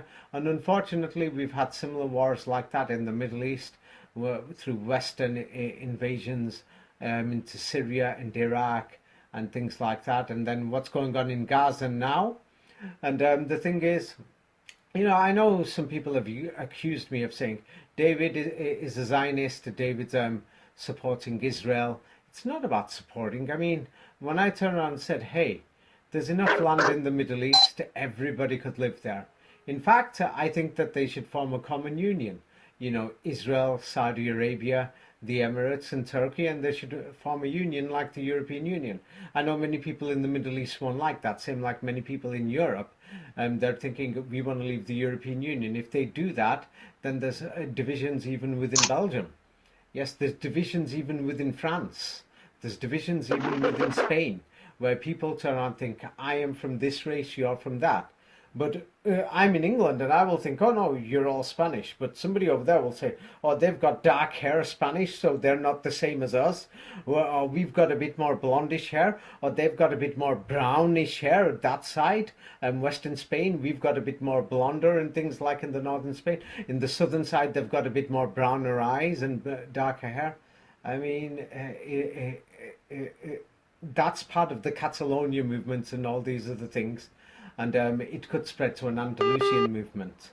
So there's many other things. Same like in Italy, they have similar problems. The Venetian or Venice movement, and then there's the Milan Lombardy League, and then there's the people in the south. They had big problems in the south in the 70s. So we've got to find a way. This is not about, one race overtaking another. I mean, if you're Chinese, you're Chinese. If you're black, you're black. If you're Jewish, you're Jewish. If you're an Arab, you're Arab. If you're an Indian, you're Indian. If you're Germanic, you're Germanic. If you're a Slav, you're Slavic. Yeah, it doesn't matter. It doesn't matter what your origin is. If you're Latino, you're Latino. The thing is, we could live together. It's a beautiful world. Now, if people want to go separate ways and say, oh, in this land, we only want our people. And if they said, let's say in France, if they said, let's throw all the immigration and the migrants out, then the French should bring back all their foreigners living in Indian territories in North and South America. Yes, let's say if they did that in England. Yeah, but then if they did that, they're going to have new problems themselves. For example, Britain has invested, England has especially, has invested mega billions of dollars in India, Pakistan and Bangladesh. So if they throw these people out, they're going to lose all these mega billions, which, like for example, all they have to do is nationalize it. Yes? And, if you create racism, that's what it does. In Iran, they nationalized investment money from England, which actually hurt England. The thing is, the Iranians, many English people said the Iranians didn't pay for the Anglo-Iranian oil company. We paid for it all. We worked for it all and things like that. And the thing is, but the Iranians said, hey, this is our land. You did this, you did that. You've been unfavorable to us. And we've got nothing to lose. There's no Iranians in England. So we don't care. You can't do anything to us. So all the money that you've put in our country, we're taking it. Sorry. I mean, so there's all these things. There's hundreds of billions. It actually runs into trillions. The amounts that have been invested by countries like England, Holland, Germany, France, in all these countries where they've brought the foreigners from. So there's that much to lose. Me personally, I like the stability. And what people don't know is if they look at the past, if we make any of these mistakes of the past, we're going to burn our lands, we're going to destroy things, and it's going to take 100 years or 200 years just to rebuild everything. People don't understand these things, but many politicians what about do. What about the role of Western powers and the part they played in shaping the conflict in the Balkans? It was wrong. It was totally out of order. It's unforgivable. The Balkans wars were criminal, and I don't like what happened. I say that we helped the rest of the world. Yes, it's a big duty and a responsibility to look after people. I mean, I've looked after workforces. It's such a big responsibility knowing that people have got to pay for their food, they've got to buy their clothes, they've got to pay their mortgages, they've got to pay their rent, they've got to have holidays, they've got to smile. Of course, if I'm doing it at somebody else's expense, it's wrong. Yeah, but the truth is the world economic system is wrong. So now to repair it, it's not going to happen overnight. And so the thing is, that's why I've said I do care about poor people. Everyone knows I'm charitable. I've shown examples of it, and I tell people to be charitable. And the thing is, right now, more than ever before, because we've had, in most parts of the world, we've had, no major conflicts like we see in Iraq or in Gaza, or like the Second World War or other things. We've had a bit of stability. The world economy has grown at such huge, fast rates, and hundreds of millions of people have come out of poverty. Now, if we can continue this growth rate for the next 50 years or 100 years without a war, then we'll be successful. Now, what I don't want to risk is, let's say we threw out all the Arabs from France. They went back to Morocco, Algeria, Iraq, or wherever their parents or grandparents came from. Then if there is a conflict with China and China wins, it means Europe will become the third world. So will America. Yes. I love China. I love it so much. Wuhan, China. I love China so much. Sorry, what was that? I really, Wuhan Shihuan. Not just Wuhan, China. Wuhan Shihuan, China. I like China so much. I mean, I'm crazy about the place. But the thing is, I want... But what about what's happening with China and the Uyghurs? What's your take on that and your thoughts on that? I'd rather not get distracted. First you asked about the Balkans, now you're asking about China, and then the Uyghurs, one thing and another. What's going to be next after that? Oh, what about the Bolivian movements with Evo Morales? Yes, let's get back to this. I can't believe you're distracting me. What the hell? Yeah, let's get back to European history. Yes, unfortunately... You brought it up speaking Chinese, so it's kind of just followed on from there. 你想什么？你说什么？你想说什么？ Yeah. Shagwa. Sorry. Yes. Yeah, you should be sorry. In China, you would be sorry if I said that. 你想什么？你说什么？你要说什么？说。Yes. Okay, so here is a picture. They're Europeans who've arrived in America. Now, what do we see here? Even the children. Yes, how are they dressed? They're all wearing hijab. So that shows you what Europe really was. And so now here is photographs people coming from Europe, and the people looked diverse. Yes, that when they came, you could see many people look like Arabs, Turks, Indians, Pakistanis, and everything. White, Middle Eastern, and Western Asian. You could see this. Yes, but what are the women wearing? They're all wearing a hijab. So now here is more pictures.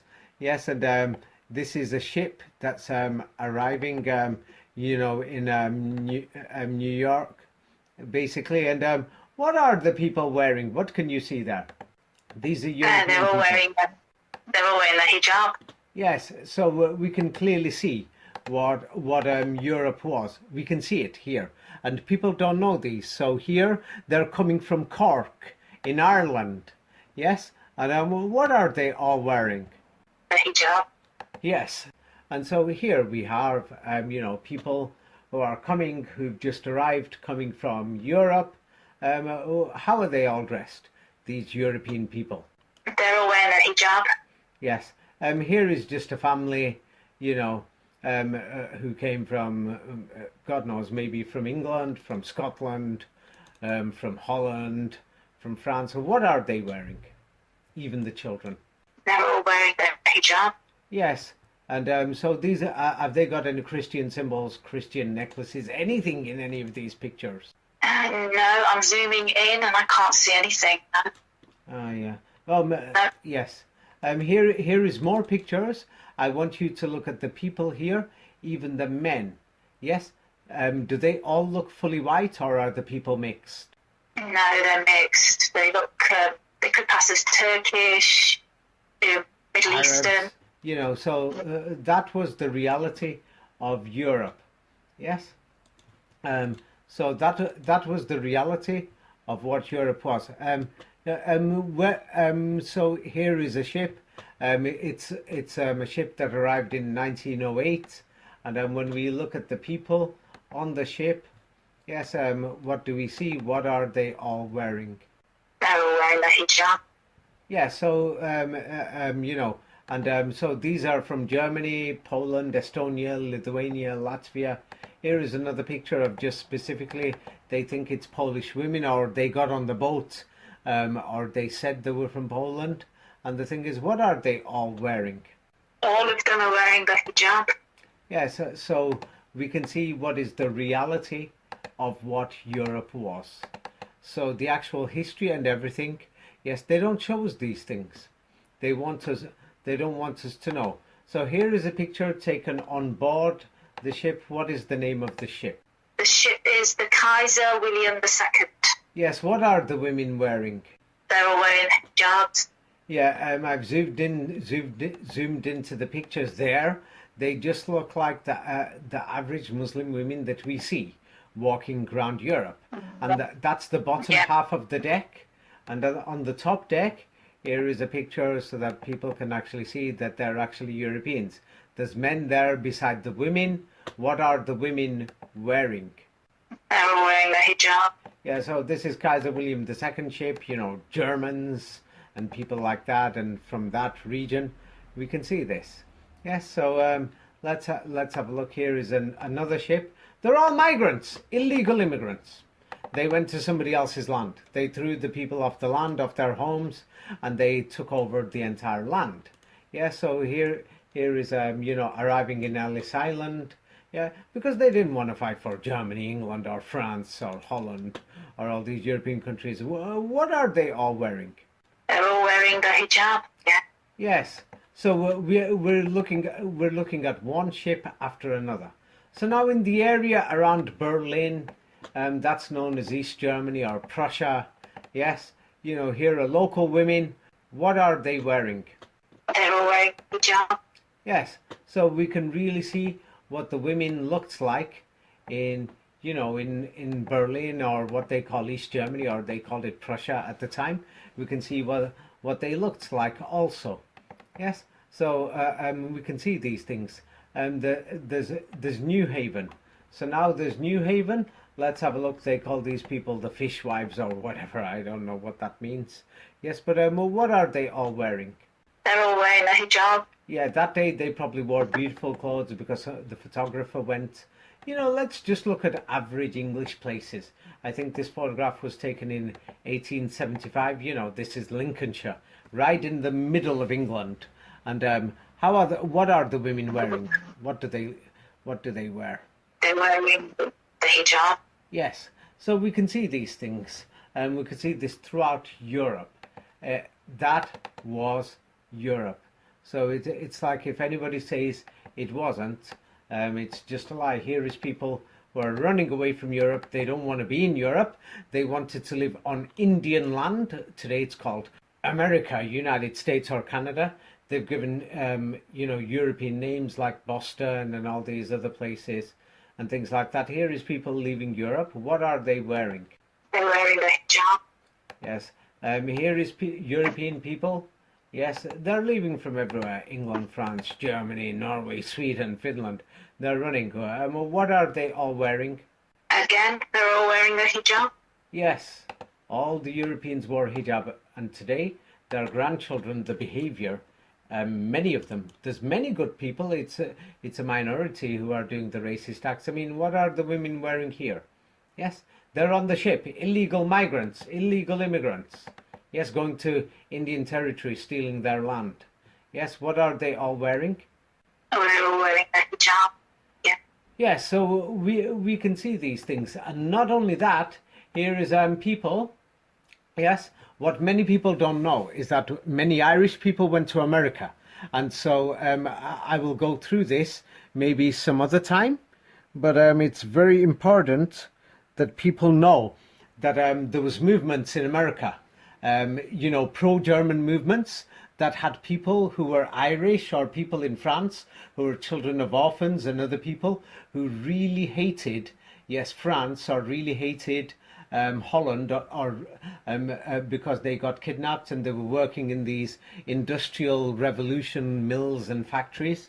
So many people in America, supported the Nazis and other things. So in America, in America as well, what they did was, in the north, they brought many, what they call African Americans into Boston. Let's say Boston has a huge percentage of Irish people, and they're thinking, why would they bring all these people? Yes, there was a big movement of people in Boston who were refusing to fight for the Americans in World War II to help England. They wanted to see England destroyed.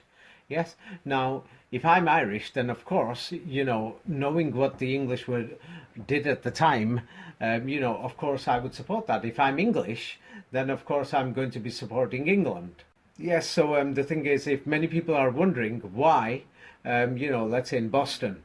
Now, I think I'll go through these things next time, the amount of politics with the immigration, and why John F. Kennedy used the army to escort the black people into schools, and why they gave many rights. There were many different movements. Many Jewish people wanted equal rights. That's one. The Jewish people had one agenda. The English Americans had another agenda, that there's that many Irish people outside Europe, outside the Irish Republic. About 70 million outside Europe. So the thing is, it was a big threat of what would happen. These people are refusing to serve in the army, many other things, and they're financing the opposition and things like this. They weren't Nazis, many of them, but they joined the Nazi parades and everything, and things like this. So here we see, migrants coming from the Caribbean and other places. What are they all wearing? They would be classified as black people today. And so now people are going to see it was early in the 20th century, because there was all these problems in the United States of people refusing to join the army, refusing to accept that they're English. So to become American basically meant to become English. You've got to learn the English language. You had to have English names. You had to join these new English religions, evangelical religions and everything, and you had to go. So the schools were run by the churches and all these other things. So the politics, people are soon going to realize what really happened and how the new version of Christianity spread.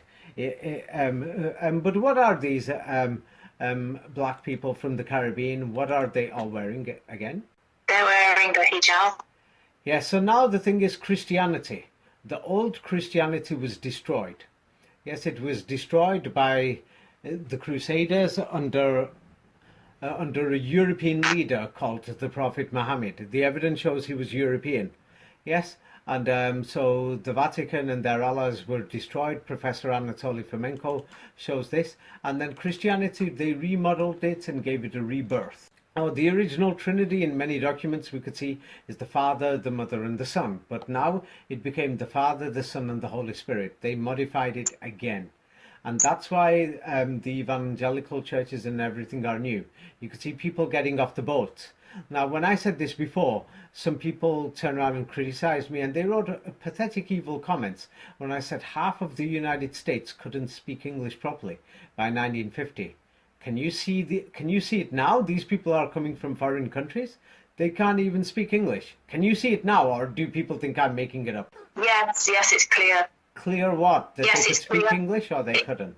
That they couldn't speak English. They were forced out of in their school. countries. Yes. Yeah. They were forced out of their countries because they were kidnapped from the countryside. Soon I'm going to go through the pictures and the photographs. There was mass burning in the countryside that many people are not aware of it, but American companies, what we call American today, were actually English at the time. So today you'll call them American just because of a passport, but they're really English companies.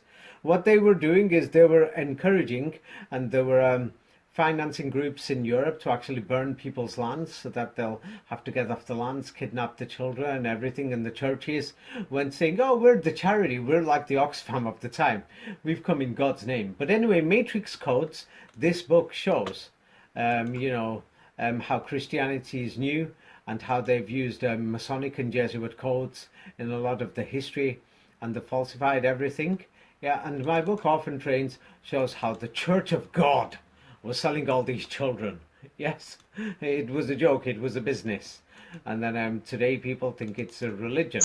Yes, but anyway, so many of these black people came, but the English people in power in America, you can call it the American government, but many people don't know what's really going on in America. If anybody thinks that there's really a genuine, democracy or something going on over there, yes, they could read my book, The Donald Trump Codes. When you see that, you will, if you just check through the administration, you'll know straight away it's a joke. Yes, that there is secret people in power. Yes, and who you would classify as English or somebody else, and their allies. And so the thing is, they brought the black migration to the north. Nothing wrong with it. I mean, so what if somebody's black or white?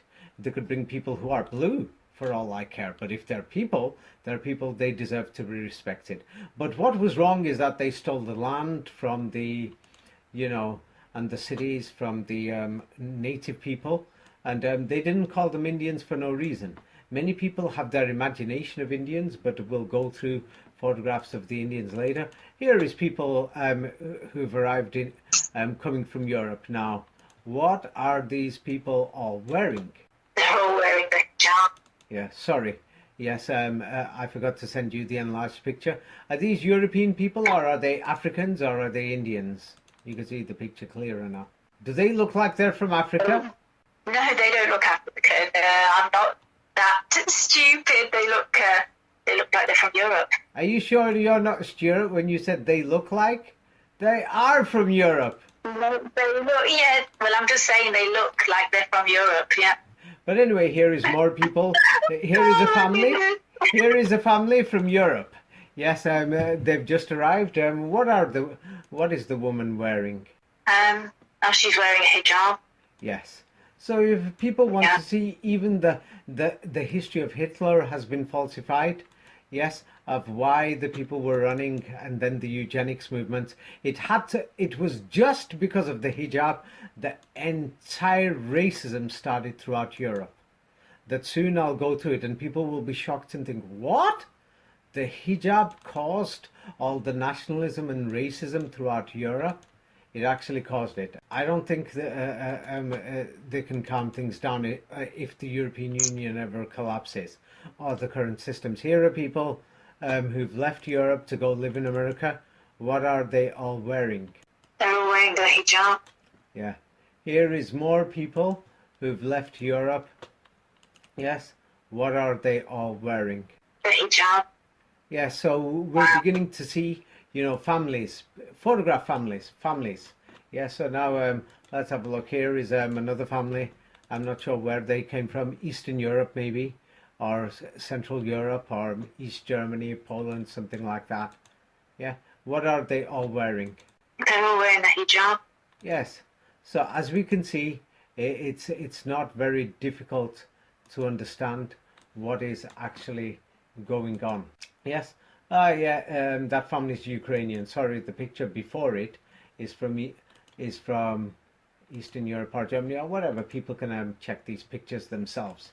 Yes. So I'm going through different regions. It's not just England, Ireland, this, that. It's from the entire region and everything. That everybody's wearing a hijab. It's clear. Yes. So now We have photos. I've got photos of my grandmother has photos of her when she was young, and her mother, my great grandmother. They all covered their hair as well. Anyway, I've sent you the new picture. Could you read it? Because many people don't realize that modern languages have thousands of more words. Yes, but a normal language, yes, you could read this. While it's obvious that modern languages like English have way more words than ancient languages due to science and technology terms. Well, basically, on an everyday basis, people speak less words. It's known that, just 100 years ago, yes, and so you could read this. Languages had less words, and in most cases, grammar was less strict than it is now. Yes. So it was easier to learn language. So basically, now people have invented things in grammar. You could see this in English. For example, in the current Arabic language, my new book has just been completed. My new book, Science of the Kaaba, goes through it and gives examples. For example, in the old Arabic, they've invented the grammar, invented the root words. They did the same in French, English, German, everything. And they invented dictionaries to change the meanings of words. But basically, languages had less words. This is very important if one compares the Bible. Yes, the Bible has, they'll say, including the New Testament and the Old Testament, it's got about 1 million words. It's got 14 or 15,000 unique words. So how the hell could people have learnt it? Especially in the 19th century when people didn't speak that much. But the thing is, we're talking about 14,000 unique words. Now, the Quran, yes, is something else. It's not like the Bible. There's a big difference. It's got maybe 80,000 words compared to 930,000 words in the Bible. Bible's got about 1 million. The Quran doesn't even have 100,000. The Bible has about 14,500 unique words. The Quran's basically got 500 words for about 80% of its contents. Yeah, so it's very easy to learn the Quran, and so 500 words, that was what the original Arabic was. And there was, in an oral language, you don't really have that much grammar. Yeah, so by learning 500 words, 80% of the Quran. So now here is more photographs. Let's go to individual places in Europe, family photographs and everything. This is a family. Let's see, where are they from? This is a German family, a Prussian family. Yes, Germans. So now what we could see in this family picture, yes, these Germans 100 years ago, what are they wearing? They're all wearing the hijab, the little girls, the mother. Yes. So we can All see it. wearing So hijab. now here is the next picture. Yes. These are people in, Czech Republic, Slovakia, Hungary, and all this, countries in Europe. Yes. What are they wearing? They're wearing the hijab, all of them. Yes. So we can clearly see what Europe's history is. Yes, that we can see from there, like it's something that they're not showing us in schools. Now, if they're not showing us this and not telling us about it and showing other photographs and other things showing, oh, Europe was like this or like that, they're all wearing hats. They don't want you to know this history. So now here is more people. They're all Europeans, and here is the Italians. Yes, this is what people look like in Italy. What are the women wearing? They're wearing the hijab. Yeah, so we can see this. It's throughout Europe. So here is I think it's a family in Hungary, Slovakia, or that region. Yes, what are the women wearing? The hijab. Yeah, so we could see this in different families, throughout Europe. Here is Finland. I think it's a family, yes, or something. What are the women wearing in this picture? The hijab. Yes, so let's go through, another German family. The women are stood in the middle. They're not as tall as the men, but can you see it? What are all the women wearing? They're all wearing the hijab. Yeah, we're beginning to see a pattern. It's not a pattern, it's clear. Yes, so many people turn around and say, what the hell's going on here? Can you see clearly the German women there? Yeah. Yes. Yeah. So now I'm sending you Sweden. Yes, here is a Swedish family. Yes, what are the women wearing? The hijab. So we can see this. So now Europe at the time had a very high birth rate also. Yes, its population just doubled. You could read this. What happened to Europe? During the 19th century, the European population more than doubled, growing from 180 to 390 million people. And also, yes, it was actually more than that because so many people went to live in Africa, South Africa, Namibia, Zambia, Angola, Zimbabwe, and many people went to Argentina, Chile, places like that, Uruguay, Paraguay, Bolivia, Ecuador. So millions had left. Yes, so it's like Europe's population went up so much. And now what we're seeing in the media, what are they saying about these migrants coming to England, France, and Germany? Completely bizarre. They're saying it's completely crazy seeing all these small boats. Yes, but so the truth is, these millions of migrants who went on the boats to Indian territory, it's completely bizarre. They're illegal immigrants. Yes, illegal migrants. And so we're seeing this on European television that the local people, yes, even though nobody's throwing them off the land, nobody's doing anything, what does it say there? There's a lot of anger. Oh, they're so angry. Yes, but the thing is, we're not talking about hundreds of millions of people coming. I mean, there's 500 million European population now living outside Europe. They went and they stole land, they killed the people and did many other things. There was mass rape and everything. So there's where is the anger? The people were running from Europe.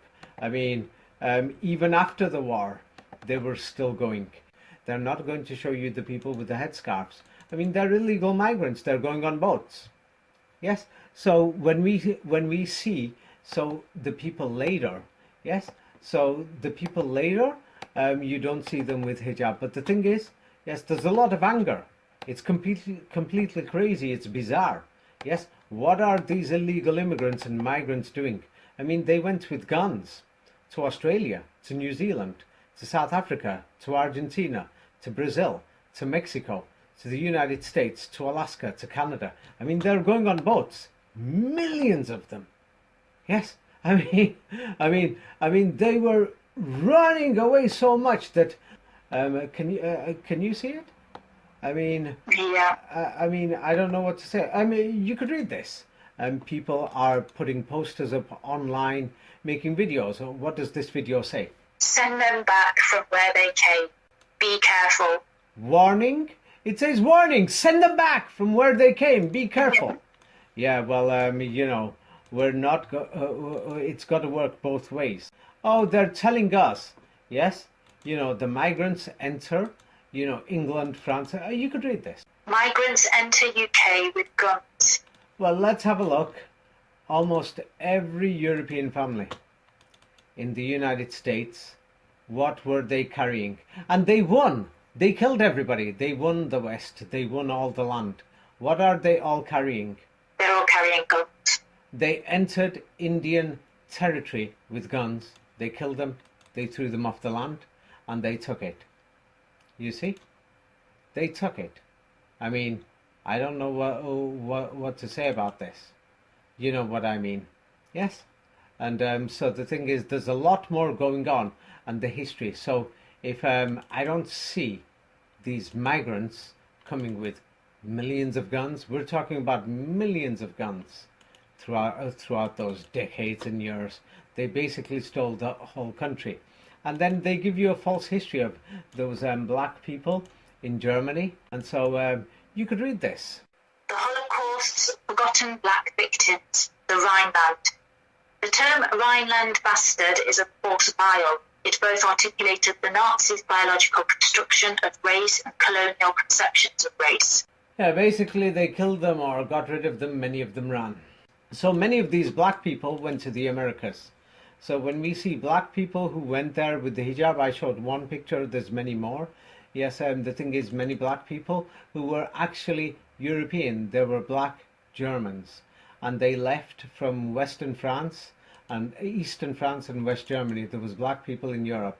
Now they try to give you a fake history of saying where they came from or something, like soldiers or something, children of soldiers from World War One. But there's more to this history. Yes? The thing is, you could read this. Black Germans in the politics of race, gender. Reminded of the Negro bastards of the Rhineland occupation. Yeah, basically, it's not just there. In many other places, there were darker-skinned people and black people, and many people were mixed. We don't know who came from where. There was white people amongst the Indians. It's in my book, History is a Lie. Yes, and things like that. People were everywhere. The world was a different place.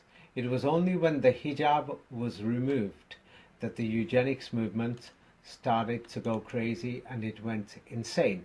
Of course, they're just going to give you a fraudulent history and say it wasn't just over there. Those people who had black ancestry in Italy that they couldn't explain, or in Austria, or in Spain, or even in the Balkans, or even in Eastern Europe. But this is what they claim the history is. What do they say? Blacks in Nazi Germany. The children of black soldiers and German women called bastards of the Rhineland. Yeah, so what they tried to say, it was from that. That's what they're trying to say. But some of them were. Of course, many of them were. Some of them were. But there was also the case of there was black people in Europe, yes, who were there from before. Many centuries back, many people were brought as slaves. Many of them worked. And so what about the Moors? The Moors and the black Moors. I'm not going to give it a name because, the black people who were in Austria or Switzerland, we don't know how they came, where they came from. Many of them were workers or they came through the, the Spanish empires and other things. We don't know. The main thing that I'm trying to say is that something is wrong with European history and world history. People have run from one place to another. Unfortunately, people stole land, they did this, they did that. The current migrants and foreigners that we've had coming to Europe in the last 50 years, the vast majority came on legal visas. A large percentage of them, their grandfathers fought for England on Britain during the war, when many of the English and the Irish didn't want to fight. Yes, for England. They said, what is England to us? People can study it themselves, what happened during the war. Yeah, of course, England did wrong to the Irish. I mean, it's unforgivable. It's unforgivable. So I understand if other people can't forgive it for the rape and the torture and the famines and the murders, what happened in Ireland, it's unforgivable. But today the world has changed. The English people today are somebody else. The foreigners who've come today are somebody else. They haven't come with guns. Yes, it's just an exaggeration by the media. And the thing is, we've got the chance to make the world a better place. The world economy is moving faster than ever before. Unfortunately, the future is not stable. It's not guaranteed. And people think we're living in a paradise as if it's totally safe and secure. It's not. We have to keep working towards peace. We've got to tolerate each other, help each other, and help to build a better world. Now, if we don't do it, we're going to destroy our side of the world while we're on top, and we will regret it. You see? The Ireland, yes, how did the English walk into Ireland? Ireland was divided. That's another thing. If England becomes divided and people start having petty squabbles, the Russians can walk in. Yes, the Chinese could walk in, maybe one day. I know people are saying, no, that's unbelievable. Nobody ever thought that England would walk into Hong Kong or to South China. Nobody ever imagined that the English will walk into Bengal, one of the most richest places in the world, 150 years ago. But they did it. Yes, when the people divided with their petty squabbles, you know, like my tribe is, we're the originals, or we are having these land borders, this is ours, that's yours. Let everybody live together. Yes, you know what I mean, like in the Middle East, they're fighting over, I mean, they can make an agreement. I mean, the thing is, the past is the past. It's people can move on.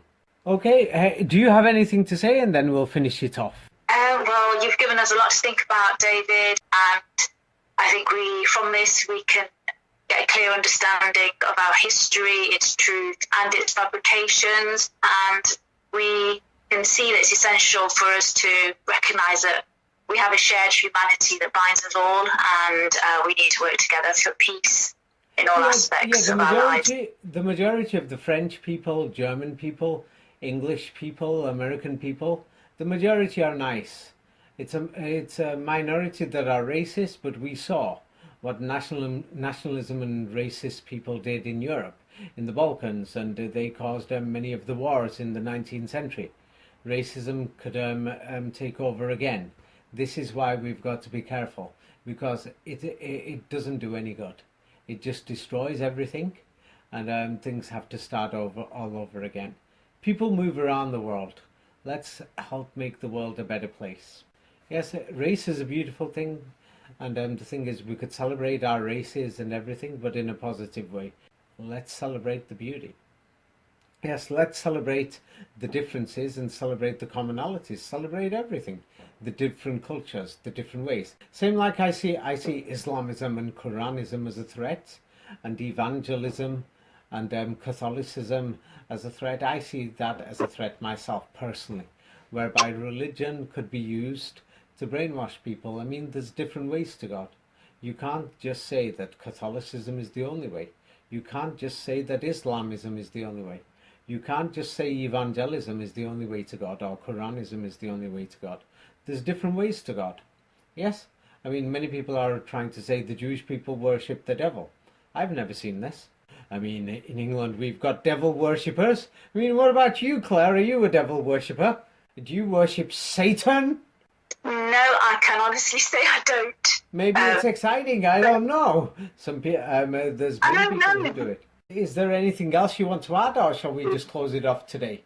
That we could see. I think I'll just end it with if history teaches us anything, I think it's that we are strongest when we stand together and not divided. And let's embrace our shared humanity and the shared reject history, the narrative. And the shared history that the hijab is European history, and it should not be hidden. They're showing us bogus pictures, and they've taught bogus things for their bogus agendas.